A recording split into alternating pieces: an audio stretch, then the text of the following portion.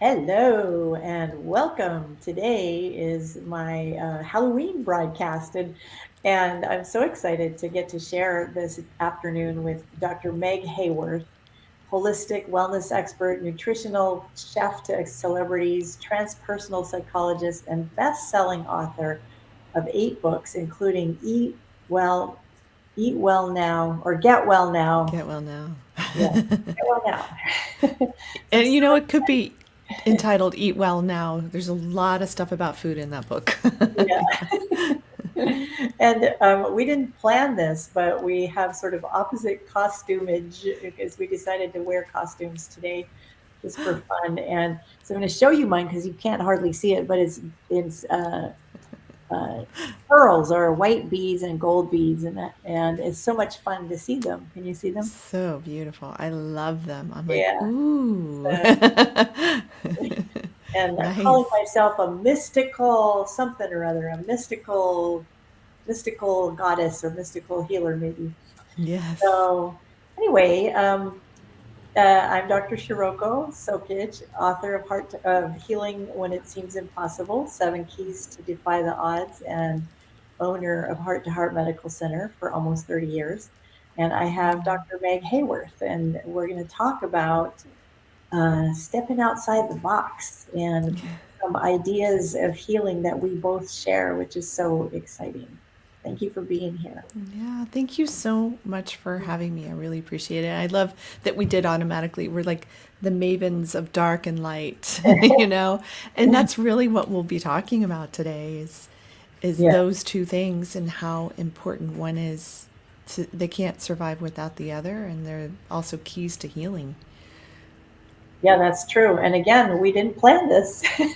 No. So we kind of planned to wear costumes, but then we kind of both ended up we're dark and light, Yes, which is a exactly. very important part of the healing journey. And I would love, Meg, Yeah. if you would share some of your healing journey that got you to where you are today.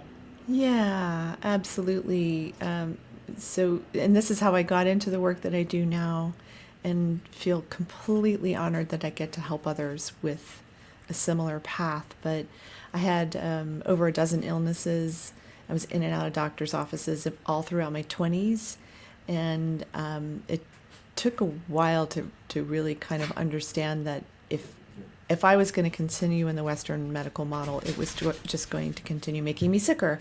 I was on 9 different pharmaceutical drugs, and I was getting more diagnoses from the drug side effects. So it was just this downward spiral. And there was a moment where I really took my healing into my own hands and followed my intuition and just started letting my natural intuitive abilities, which I'd had my whole life, guide me.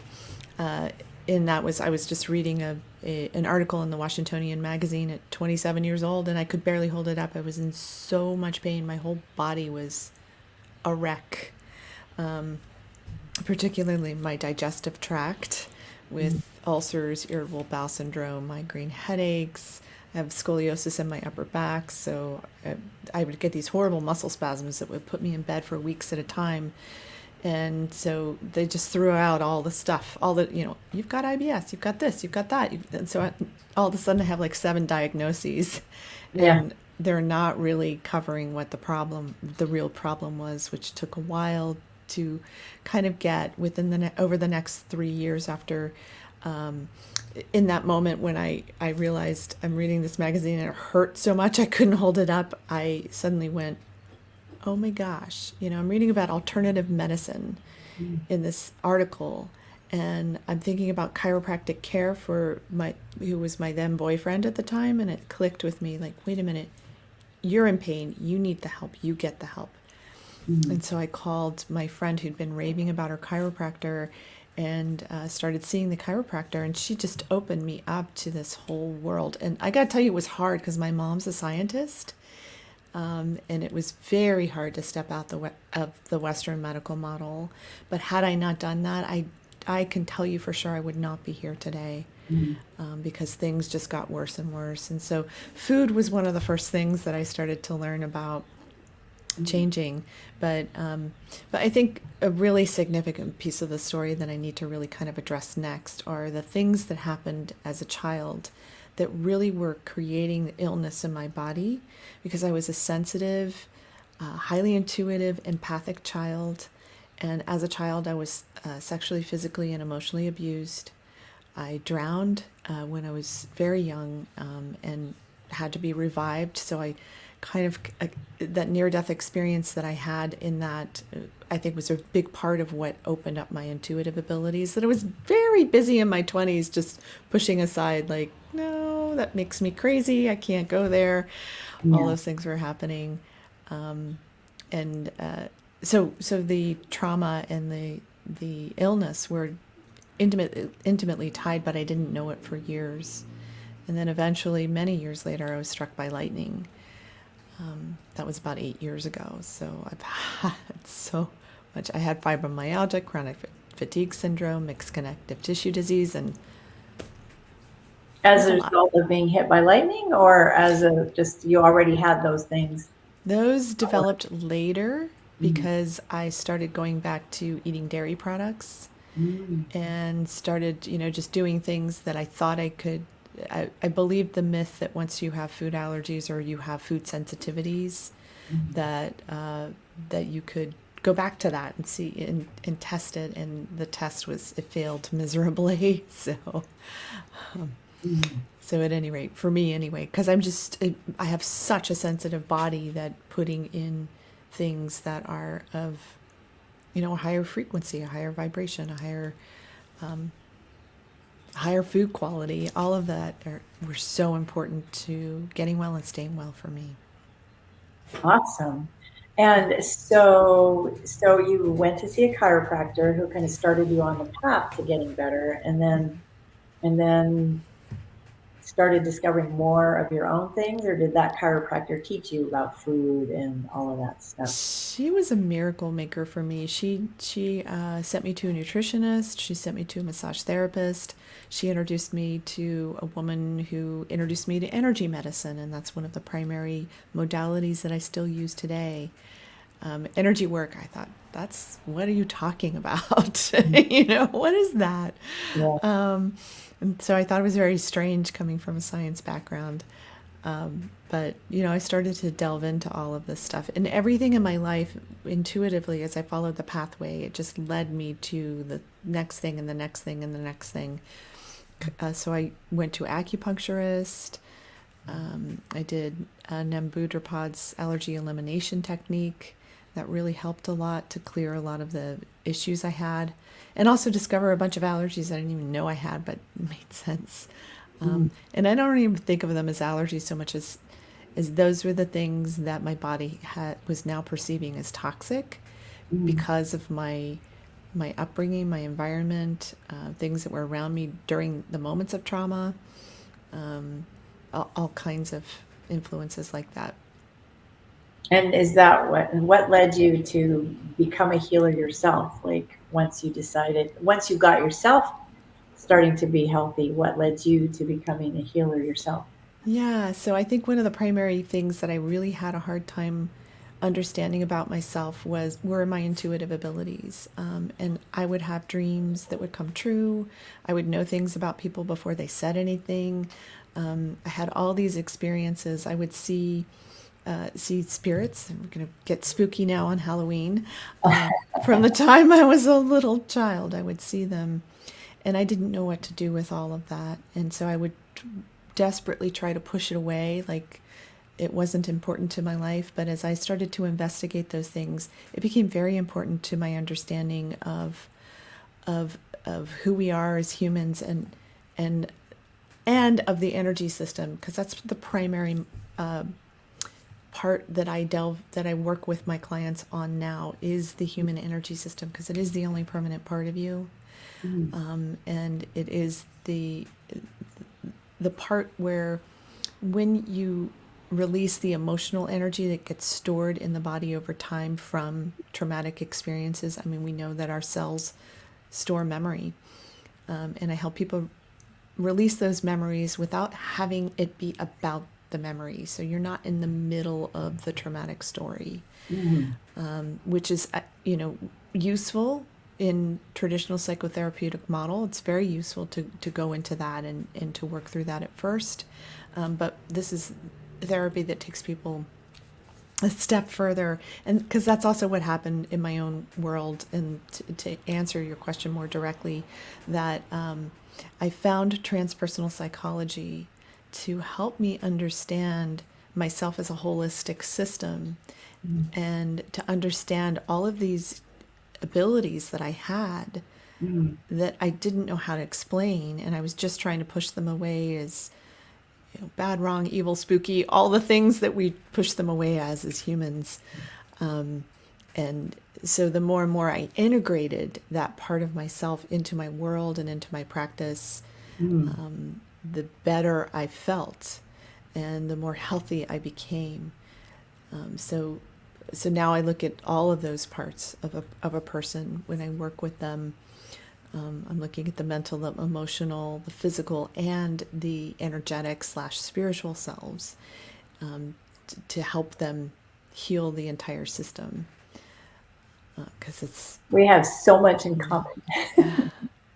I do the same thing pretty much yeah, from the doctor and acupuncture and Chinese medicine perspective. But yeah, that's so important to healing is to be able to look at everything. yeah. And one of the things that I've been talking a lot about lately is the idea that you don't need a diagnosis in order to get well. And I think you probably agree with me. Is that, I yeah, really agree with that. yeah, I think the diagnosis was only useful for kind of one reason, and mhm, that was to find somebody who had had it and healed it, mhm, and to learn from them and try to understand, what was your pathway, and is there anything in that that resonates with my own heart, and mhm, follow that resonance, because I mhm, think that's a big part of it. But but I think that when we put people in boxes and we tell them that this is your box, it it can actually limit us, and we're actually unlimited beings, mhm. you Right, know? right, yeah. A lot of times a diagnosis can be perceived as a box or can give you a set of symptoms and a set of medications that might work and that may not be, even if you have a diagnosis, may not be what you end up getting solved or finding a way to find a solution. And Yeah. so using a whole person approach, you can start to find answers. And so much information has been coming out lately, about adverse childhood events. And I saw that you have that quiz on your website, which is Yes. awesome. And why don't you talk about that a little bit, like how adverse childhood events has come to be a factor that people talk about in health. Yeah, this was very exciting when the Adverse Childhood Experiences study got underway in the mid '90s in San Diego at Kaiser Permanente. And there's a really interesting backstory that I won't go into today, but it is the largest public health study I've ever done.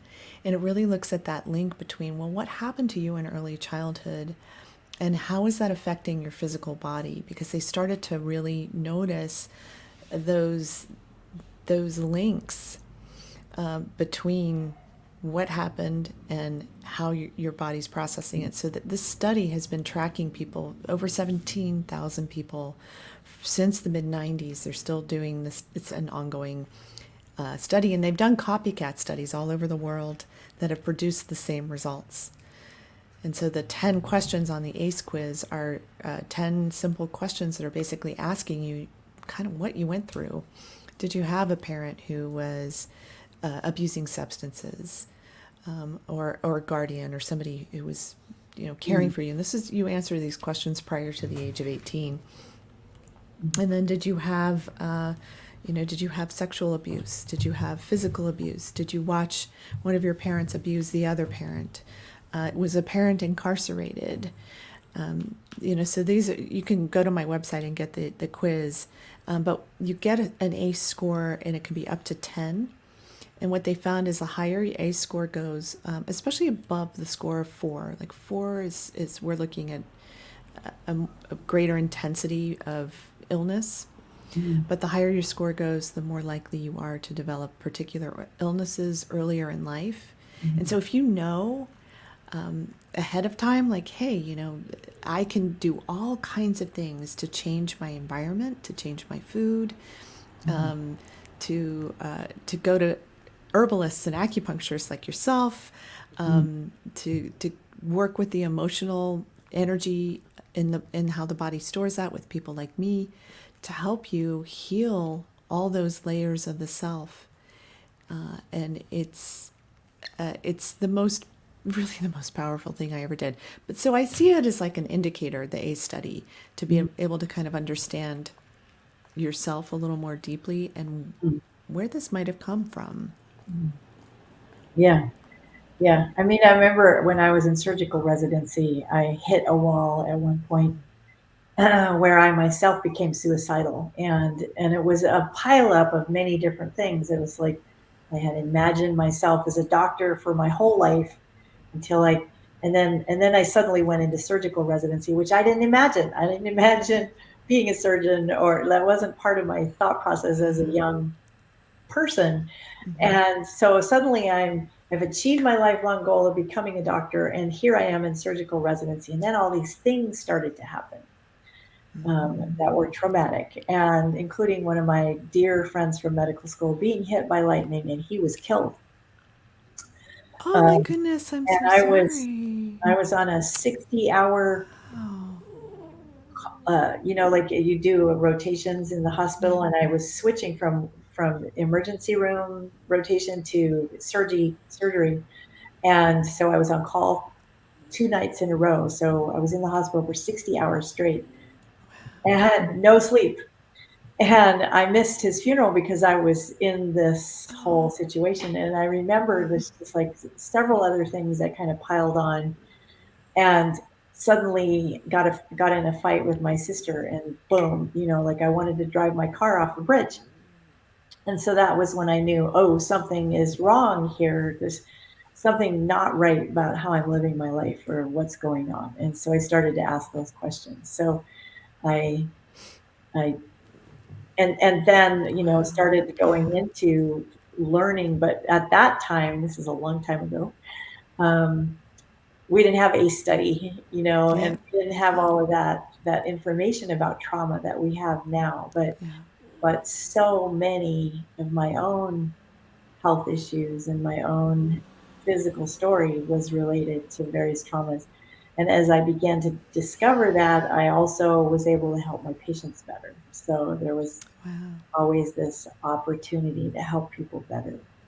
Yeah, that's Yeah. great. So, yeah. Oh my gosh, that's a lot to go through, and it does. And I think actually you bring up an important point is that these things can happen at any point in your life. The A study only really covers before the age of 18, Yeah. but you can be in a traumatic long-term marriage that is really wearing away at your physical body, and you're in and out of doctor's offices from that. Mm. And there's like a specific illnesses that I meant to mention too. Things like one of the top ones is COPD and the lung illnesses, Mhm. which makes sense as a Chinese doctor, right? With that background, because what are the lungs? Grief. They deal with grief. Yeah. Grief. Yeah. And that's if you think about the impact of abuse on the whole system, grief is one of the primary ones. Cancer, autoimmune diseases, fibromyalgia is a big one that's linked to um, uh, sexual abuse or abuse as children. Mm. And I know that was a huge impacting factor on my own fibromyalgia, which I don't present with at all anymore. Mm. So, which is very Cool. exciting. Well, is there anything special you want to share with my audience today? And I'm going to direct you all to Dr. Haworth's website. She has some wonderful free gifts and a great bunch of information on her website. So here's her information. And any parting thoughts you want to have for my friends out there? Yeah, a couple of things I think are really important to say. And one is that your body does remember what you're trying to forget, Mm, and to do some kind of somatic or emotional release therapy. I work with people all over the world. If you're interested in talking to me, I do free consultations. But that energy and the way that we store it in our cellular memory, it's so important to release that energy, mm, those thoughts, feelings, and negative core beliefs that really get into our systems. And that when you do release that energy, I love watching people. I mean, I've watched people release illnesses and symptoms, chronic symptoms overnight, from getting to that emotional root cause. So just know that that's a possibility for you and for your health and wellness journey. And the other thing that I think it's really important is take your healing into your own hands and learn to develop your intuition. Um, Learn to rely on it. We're so disconnected from our intuitive selves, so mm. many of us, partly because our culture does not honor that, but it's that women's intuition particularly, we've all got it, and we Yeah. all have the ability to develop it. That's something I also I certify coaches, therapists, healers, in my intuitive development technique, Mm. and in whole person integration technique, which is the technique I created, an emotional release therapy technique. It's really Oh, quite cool. simple. Yeah, Thank you for sharing. yeah, This is the perfect day to have this conversation. And as we mentioned at the beginning, that our, light versus dark, in order to heal, it's often necessary to travel into the darkness and yes, to unravel that. And I know it's terrifying because I've been through so much of that myself. yeah, And I know Dr. Meg has as well. And, but it is the path to your healing. And both of us have tools that will help you get to that next step in your journey. And I agree with you so much that intuition that we all have, mm-hmm. and some of us have even deeper ability to tap into intuition once we start to unravel those places inside of us that are locked up.